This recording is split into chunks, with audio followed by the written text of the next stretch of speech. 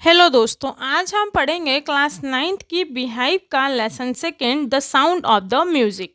मतलब संगीत की एक आवाज़। इसके दो पार्ट हैं। फर्स्ट पार्ट है Evelyn Glennie listen to sound without hearing it, और सेकंड है बिस्मिल्ला खान। तो आज हम इसका फर्स्ट जो पार्ट है वो डिस्कस करेंगे। तो एवलिन ग्लेनी जो है वो एक लड़की का नाम है, और listen to sound without hearing it, यहाँ पर हियरिंग और लिसन दोनों का मतलब सुनना होता है, लेकिन यहाँ पर यह बताया गया है कि एक लड़की है एवलिन ग्लेनी जो कि आवाज़ को सुने बगैर ही समझ लेती है। तो हम इस चैप्टर को आगे पढ़ेंगे और समझेंगे। बिफोर यू रीड, पढ़ने से पहले हम ये कुछ पढ़ लेते हैं, छोटा सा जो ब्रीफ दिया हुआ है। God may have taken her hearing, but he has given her back something extraordinary. ईश्वर ने भले ही उसकी सुनने की क्षमता को छीन लिया है, लेकिन उसे और कुछ बहुत अच्छा दिया है। वॉट वी हियर, हम सुन सकते हैं। शी फील, और वह महसूस करती है। For far more deeply than any of us, और हम सबसे कहीं ज़्यादा और कहीं अधिक गहराई के साथ। That is why she express music so beautifully, और इसीलिए वह बहुत अच्छा संगीत जो है वो बजा लेती है। Read the following accounts of a person who fought against a physical disability and made her life success story। यहाँ एक ऐसे इंसान के बारे में हम पढ़ेंगे जिसे जो थी फिजिकल डिसेबिलिटी, मतलब शारीरिक अपंगता थी, और उसके बाद भी मतलब वो सुन नहीं सकती थी, उसके बाद भी वो बहुत अच्छा म्यूज़िक बजाती थी, और उसकी जो ज़िंदगी थी वो सफल थी। उसकी एक सक्सेस स्टोरी के बारे में यहाँ पर हम पढ़ेंगे। तो हम शुरू करते हैं। इसका जो फर्स्ट वाला पैराग्राफ है, rush hours crowds jostle for position on the underground train platform. यहाँ पर क्राउड, जौशल का मतलब होता है भीड़ भाड़ वाली जगह, और जौशल का मतलब होता है जहाँ पर थोड़ी धक्का मुक्की वाली जगह होती है। For position on the ground, underground मतलब कि भूमिगत ट्रेन, प्लेटफॉर्म। तो भूमिगत ट्रेन का जो प्लेटफॉर्म होता है वहाँ पर बहुत ज़्यादा व्यस्त भीड़ होती है और बहुत धक्का मुक्की चल रही होती है। अ स्लाइट गर्ल, एक छोटी सी दुबली पतली लड़की। स्लाइट का मतलब होता है पतली और दुबली। लुकिंग यंगर देन हर 17 ईयर्स, जो कि 17 साल की उम्र से भी बहुत छोटी दिख रही थी। मतलब वो कितने साल की थी? 17 साल की। वॉज नर्वस येट एक्साइटेड, वह बेचैन थी और साथ ही साथ उत्साहित भी थी। नर्वस मतलब बेचैन, एक्साइटेड मतलब उत्साहित।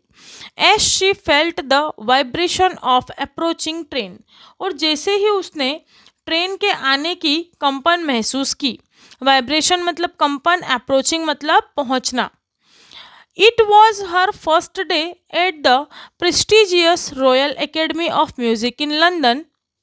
आज उसका संगीत की प्रतिष्ठित शाही एकेडमी लंदन में पहला दिन था। And daunting enough for any teenager fresh from a Scottish farm, but this aspiring musician faced a bigger challenge than most. She was profoundly deaf. Scottish farm से आने वाले किसी भी किशोर के लिए काफ़ी यह भयावह था, और इस महत्वाकांक्षी संगीतज्ञ ने जीवन की सबसे बड़ी चुनौती का सामना किया। वह गंभीर रूप से बहरी थी। प्रोफाउंडली मतलब गंभीर रूप से बहरा होना। इंस्पायरिंग मतलब महत्वाकांक्षी। टीनेजर मतलब कि जिसकी एज जैसे 13, 14, 15 ऐसे जो वर्ड आते हैं जिसके पीछे टीन आता है, वो पूरी टीन एज होती है। तो वो 17 साल की थी, मतलब 17, तो वो टीनेजर थी। तो यहाँ पर एक छोटी सी बात ये बताई गई है कि बहुत भीड़ भाड़ वाली जगह थी, वहाँ पर ट्रेन आने वाली थी, जहाँ पर एवलिन ग्लेनी जो थी वो खड़ी थी। वह उस समय 17 साल की थी, नर्वस थी, बेचैन थी। क्यों? क्योंकि वह एक बहुत बड़ी प्रेस्टिजियस रॉयल एकेडमी, मतलब कि प्रतिष्ठित रॉयल एकेडमी जो कि लंदन में है, वहाँ पर अपना कुछ परफॉर्मेंस करने के लिए शायद वो जा रही थी। दूसरा वाला जो पैराग्राफ है वो है Evelyn Glenny loss of hearing. Evelyn Glenny सुनने की शक्ति हैड बीन ग्रेजुअल, सुनने की शक्ति को उसने धीरे धीरे खोया। ग्रेजुअल मतलब कि धीरे धीरे, स्लोली स्लोली, ग्रेजुअली मतलब धीरे धीरे। Her mother remembers noticing something was wrong when the 8 year old Evelyn was waiting to play the piano. उसकी माँ को याद है जब वह कितने साल की थी, 8 साल की, तब वह पियानो बजाने का इंतजार कर रही थी। They called her name and she didn't move. जैसे ही उसकी माँ ने उसका नाम लिया, लेकिन वह जरा भी नहीं हिली। I suddenly realised she hadn't heard. तब मुझे अचानक महसूस हुआ कि वह सुन नहीं सकती। सेज इजेबल ग्लेनी, इजेबल ग्लेनी ने कहा। इजेबल ग्लेनी कौन है? इजाबेल ग्लेनी जो है वो एवलिन ग्लेनी की मदर है। तो वो कहती है कि जब ये 8 साल की थी तब हमें ये महसूस हुआ कि ये सुन नहीं सकती है। For quite a while Evelyn manage to conceal her growing deafness from friend and teachers. कुछ समय तक एवलिन अपने बढ़ते हुए बहरेपन को अपनी सहेलियों और अध्यापकों को छुपाने में कामयाब रही। कंसील मतलब छुपाना, ग्रोइंग डिफनेस मतलब बढ़ता हुआ बहरापन। तो बहुत दिन तक जो एवलिन ग्लेनी थी वो छुपाती रही अपने दोस्तों से, अपने टीचर से कि वो बहरी हैं। कंसील का मतलब छुपाना होता है। जैसे आप कंसीलर देखते हैं जो कि हम फेस पर अप्लाई करते हैं, तो फेस पर अप्लाई करने से जो डार्क स्पॉट्स होते हैं वो छिप जाते हैं, तो इसीलिए उसका नाम कंसीलर है। But by the time she was 11 her marks had deteriorated and her headmistress urged her parent to take her to a। कुछ समय के बाद क्या होता है, जब एवलिन ग्लेनी 11 वर्ष की हो जाती है तो उसके जो लक्षण होते हैं वो बिगड़ने लग जाते हैं। मतलब वो ज़्यादा बहरी हो जाती है, अब वो छुपा नहीं पाती उसके बहरेपन को। तो उसकी जो हेडमिस्ट्रेस होती है, मतलब प्रधान अध्यापिका होती है, प्रिंसिपल मैम होती है, वो उसके माता पिता को बुलाती है। अब बुला के क्या कहती है वो हम आगे देखेंगे। Specialist is specialist. It was then discovered that her hearing was severely impaired as a result of gradual nerve damage। जो उसकी हेडमिनिस्ट्रेस होती है वो कहती है कि आप क्या कीजिए, इसको किसी विशेषज्ञ के पास ले जाइए, तब इसके बाद पता चलेगा कि इसकी सुनने की जो शक्ति है वो लगातार खराब क्यों हो रही है, क्योंकि वो अब काफ़ी कम वो हो चुकी है, कमज़ोर हो चुकी है। They were advised that she would be fitted with hearing aids and sent to school for the deaf। और वो कहती है कि एक काम कीजिए, आप इसको कहाँ ले जाइए, या तो इसको वो कान में जो सुनने वाली मशीन आती है, श्रवण यंत्र, आप या तो उसको वो लगवा लीजिए, हियरिंग एड्स, या तो फिर क्या कीजिए, इसे बहरों के स्कूल में भर्ती कर दीजिए। Everything suddenly look black says Evelyn. और अचानक लगा कि आंखों के सामने अंधेरा छा गया हो। एवलिन को जब ऐसा पता चला कि उसकी जो हेडमिस्ट्रेस है उसने उसकी मदर को बुलाकर ये सारी चीज़ें कही हैं, तो वो बहुत ज़्यादा नर्वस हो गई थी। But Evelyn was not going to give up. लेकिन एवलिन ने क्या किया, हार नहीं मानी। जब हमें कोई ऐसा बोल दे कि आप नहीं कर सकते हैं ये सारी चीज़ें, तो हमारे मन में भी ये डाउट आता है कि अरे यार, अब ऐसा इसने कह दिया तो अब मैं कैसे कुछ कर पाऊँगा। बट एवलिन ने क्या किया, उसने बिल्कुल भी हार नहीं मानी। वो नहीं सुन सकती थी, फिर भी उसने हार नहीं मानी। She was determined to lead a normal life and pursue her interest in music. वह दृढ़ निश्चयी थी, वह अपना जो शौक था संगीत का उसे नहीं हटाना चाहती थी। वो नॉर्मल जो पीपल्स होते हैं हमारे तरह, आपकी तरह, जो कि एबल होते हैं सुनने में, उन्हें कोई भी ऐसा वो नहीं होता है एबिलिटी कि वो सुन नहीं सकते हैं, उनकी तरह वो भी जीना चाहती थी। और अपनी जो म्यूज़िक का उसके अंदर था कि मैं अच्छे से म्यूज़िक बजा लूँगी, उसे वो कंटिन्यू रखना चाहती थी। One day she noticed a girl playing a xylophone and decided that she wanted to play it too। एक दिन उसने एक लड़की को xylophone बजाते हुए देखा। xylophone क्या होता है? एक उम, लकड़ी का एक वो बना हुआ होता है, उसको बजाते हैं डंडियों से। तो ज़ाइलोफ़ोन बजाते हुए देखा और उसने निर्णय किया कि वो भी क्या करेगी, अब ज़ाइलोफ़ोन ही बजाया करेगी। Most of teachers discouraged her, but percussionist Ron Forbes spotted her potential. बहुत सारे टीचर्स ने उसको डिस्करेज किया। डिस्करेज मतलब, करेज का मतलब होता है साहस देना और डिस्करेज का मतलब होता है असाहसी। जैसे उसे क्या हतोत्साहित करना, हतोत्साहित किया। बट उनका जो एक पर्सन था जो कि ड्रम वगैरह ये बजाते थे, परक्यूशनिस्ट को कहते हैं, जैसे जो ड्रम बजा लेते हैं, जो सारी म्यूजिक वाली चीज़ें बजा लेते हैं, वो एक थे उनके सर जिनका नाम था रॉन फॉप्स। उसने क्या देखा, उसने ये देखा कि ये जो लड़की है एवलिन ग्लेनी, इसमें बहुत ज़्यादा पोटेंशियल है, ये कर सकती है। तो उसने उसको सजेस्ट किया कि नहीं, तुम सही कर रही हो। He began by tuning two large drums to different notes. और उन्होंने क्या करा, दो बड़े ड्रमों को अलग अलग तरीके से बजाना शुरू कर दिया।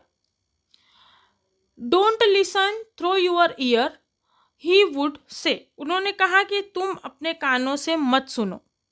वो हमेशा यही कहते थे कि तुम एवलिन अपने कानों से ये चीज़ मत सुनो, try to sense it some other way. और इसे महसूस करने की कोशिश करो, किसी भी मतलब वाइब्रेशन के द्वारा महसूस करो तुम इसे। सेज एवलिन, एवलिन से उन्होंने कहा, says Evelyn, suddenly to sense it some Suddenly, I realized I could feel the higher drum from the west up and the lower one from the west down. Evelyn कहती है कि अचानक मुझे लगा कि ऊंचे वाला जो ड्रम है, कमर के ऊपर वाला, ऊपर के हिस्से से मैं महसूस कर रही हूँ, और नीचे वाला जो ड्रम है मैं उसे भी महसूस कर सकती हूँ। Discovered that she could sense certain notes in different part of body. I had learned to open my mind and body to sound and vibrations that rest was sheer determination and hard work. Forbes ने यही क्रिया दोबारा की और जल्दी ही Evelyn को लगने लगा कि वो कुछ स्वरों को अपने शरीर के अलग अलग भागों पर महसूस कर पा रही है। कुछ चीज़ों को वो हाथों से महसूस कर पा रही है, कुछ चीज़ों को वो जैसे खड़े होकर बजाते हैं तो उसके पैरों में कंपन हो रहा है, उससे वो पता कर पा रही है। और उसने धीरे धीरे धीरे क्या किया, सारे कंपनों को अपने अंदर महसूस किया। और उसने बहुत ही मेहनत के साथ, डिटर्मिनेशन मतलब बहुत मेहनत के साथ उसने ये काम किया। अगला है, she never looked back from the point onward. उसने फिर कभी पीछे मुड़कर नहीं देखा। उसने ये नहीं सोचा कि मैं बहरी हूँ तो मैं नहीं कर पाऊँगी। उसने कभी पीछे मुड़कर नहीं देखा। She toured the United kingdom with a youth orchestra and by the time she was 16। उसने एक युवा ऑर्केस्ट्रा के साथ संयुक्त राज्य का दौरा किया जब वह कितने साल की थी, केवल 16 साल की। She had decided to make music her life. और उसने अपना जीवन संगीत के साथ बिताने का निश्चय किया। She auditioned for the royal academy of music and scored one of the highest marks in the history of the academy. वह वहाँ गई, उसने संगीत की एकेडमी में अपना प्रोग्राम तैयार किया और इतना अच्छा बजाया कि जितना इतिहास में कभी किसी ने नहीं बजाया था। सबसे ज़्यादा नंबर वह अभी तक लेकर आई। शी ग्रेजुअली मूव्ड, वह धीरे धीरे और आगे बढ़ी। फ्रॉम ऑर्केस्ट्रल वर्क, जो उसकी यंत्र बजाने वाले यंत्र थे जो बजाते हैं उनको ऑर्केस्ट्रा कहते हैं, तो जो उसके वाद्य यंत्र वाला शैली थी उसमें वह आगे बढ़ी। टू सोलो परफॉर्मेंस, और अकेले, सोलो मतलब अकेले प्रदर्शन करने लगी। पहले वो क्या करती थी, पूरी टीम के साथ प्रदर्शन करती थी, अब वह थोड़ी और आगे बढ़ गई थी, तो उसने थोड़ा और मूव कर लिया था खुद को और अब वह सोलो परफॉर्मेंस के लिए खुद को प्रिपेयर कर रही थी। At the end of the 3 year course, उसने 3 साल का कोर्स खत्म करने के बाद, she had captured most of the top award. उसने कई सारे, ज़्यादातर सारे बड़े पुरस्कार अपने नाम कर लिए थे। मतलब आप देखिए कि एक ऐसी लड़की जो सुन भी नहीं सकती है, वो यहाँ पर म्यूज़िक बजा रही है। एंड ये हमारा फोर्थ वाला पॉइंट था। अब हम फिफ्थ वाला पॉइंट देखेंगे। And all of this Evelyn won't accept any hint of heroic achievement. और इसके बावजूद एवलिन ने कभी नहीं एक्सेप्ट किया कि उसने कोई महान उपलब्धि पाई है। You will get there, you will get there and she got right to the top. वह मेहनत करती चली गई और वह बहुत आगे बढ़ गई।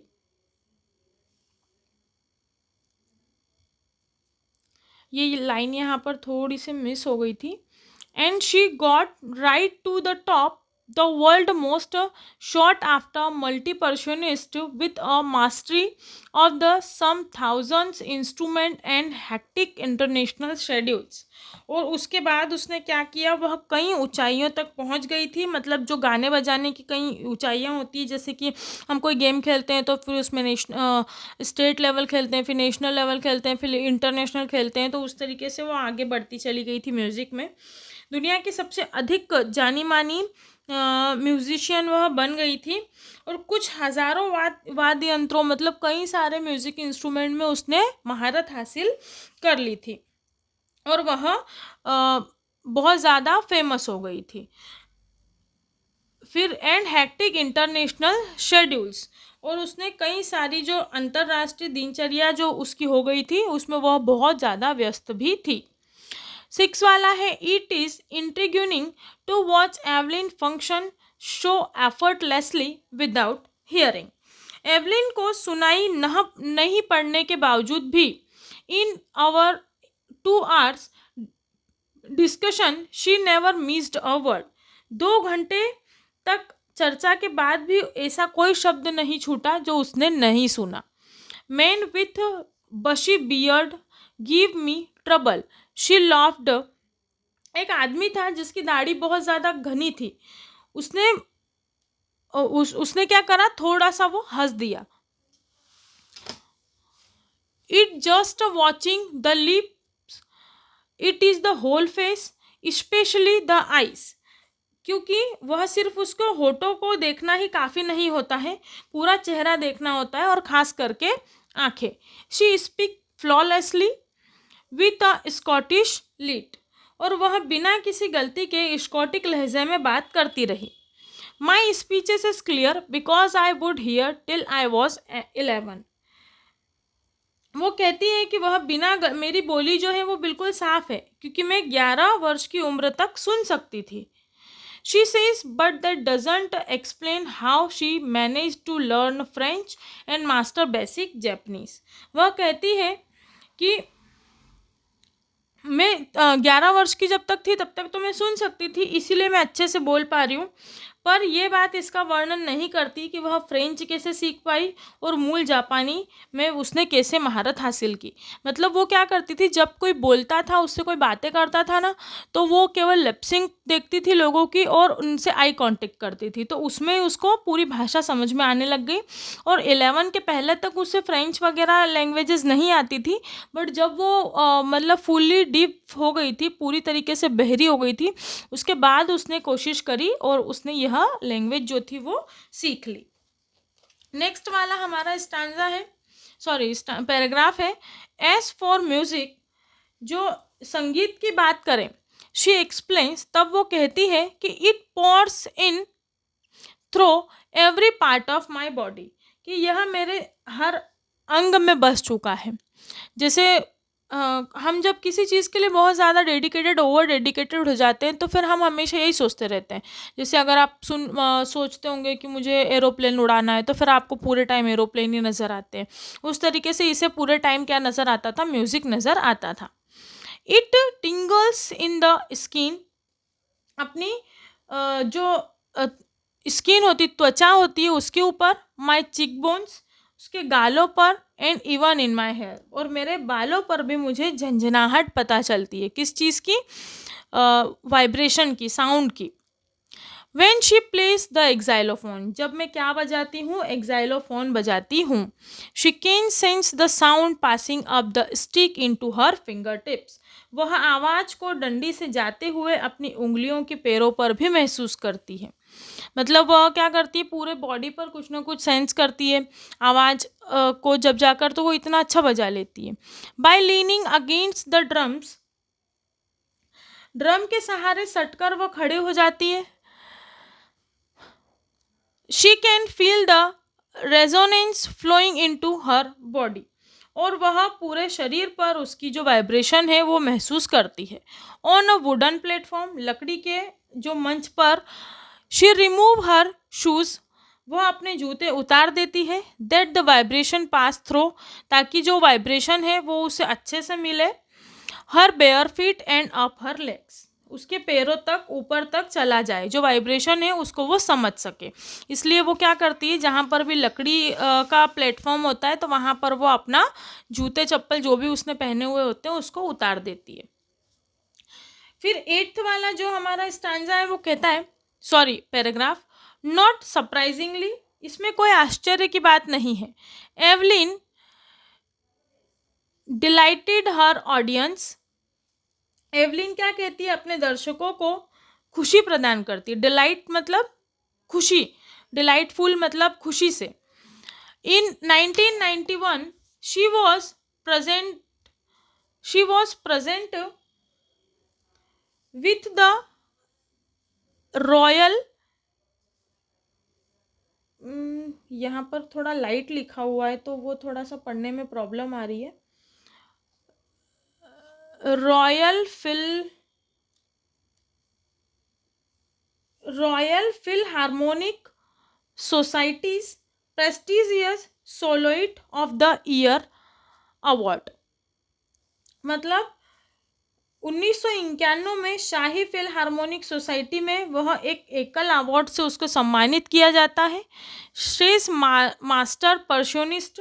और वहाँ पर उसे मास्टर पर्शनिस्ट जो हैं जेम्स ब्लेड, वो कहते हैं कि गॉड में हैव टेकन हर हियरिंग, कि भगवान ने इसकी सुनने की शक्ति छीन ली है, but he has given her back something extraordinary, लेकिन उसे बहुत कुछ दिया है और उसे कुछ बहुत अच्छा दिया है जो कि हम में नहीं है। What we hear she feel far more deeply than any of us, that ही why she express music so beautifully. और उन्होंने कहा कि इसीलिए वह महसूस करती है म्यूज़िक को, हम सबसे ज़्यादा महसूस करती है, काफ़ी अंदर तक महसूस करती है, इसीलिए वो म्यूज़िक को इतने अच्छे से बजा पाती है। 9th नंबर का पैरा है हमारा, Evelyn confesses that she is something of a workaholic. Evelyn कबूल करती है कि वह हमेशा से ही अपने काम में डूबी रहती है। वर्कहॉलिक का मतलब होता है काम में डूबना।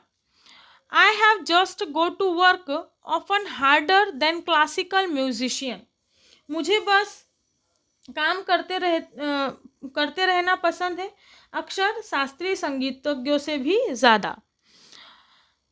But the reward are then classical, but the reward are enormous, पर उसका इनाम जो होता है वो काफ़ी बड़ा होता है। Apart from the regular concerns, जो संगीत के नियमित कार्यक्रम होते हैं, अपार्ट मतलब उसके अलावा, और जो कंसर्न्स मतलब कि जो कार्यक्रम होते हैं बड़े बड़े उन्हें कहते हैं। Evelyn also give free concert in prisons and hospitals, और एवलिन क्या करती थी, मुफ्त में ही जो प्रिजन होते हैं, प्रिजन का मतलब होता है जेल, और हॉस्पिटल्स मतलब अस्पताल में फ्री में बजाती थी।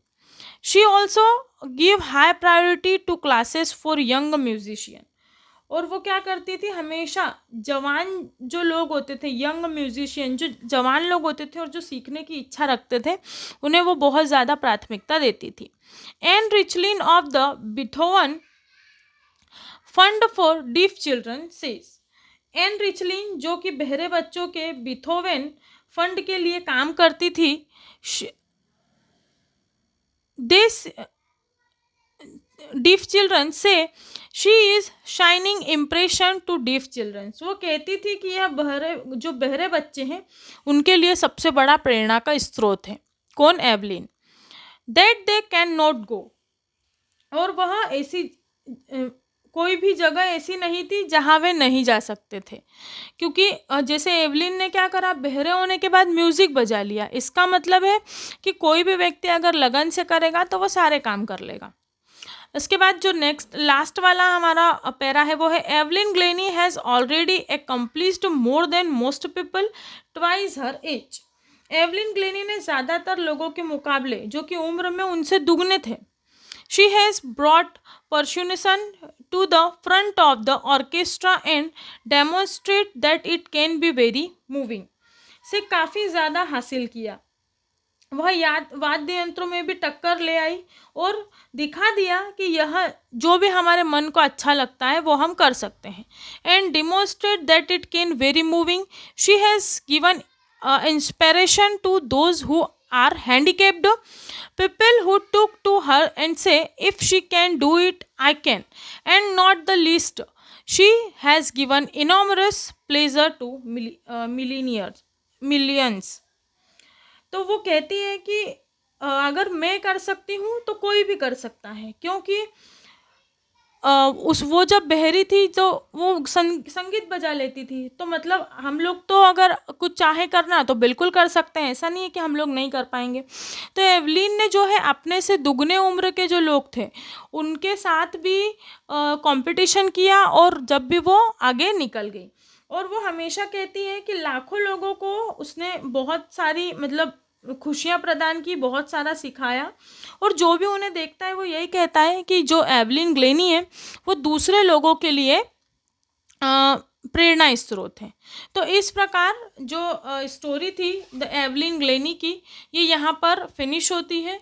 इसके बाद नेक्स्ट पार्ट में हम इसके जो क्वेश्चन आंसर्स हैं वो देखेंगे. Thank you so much.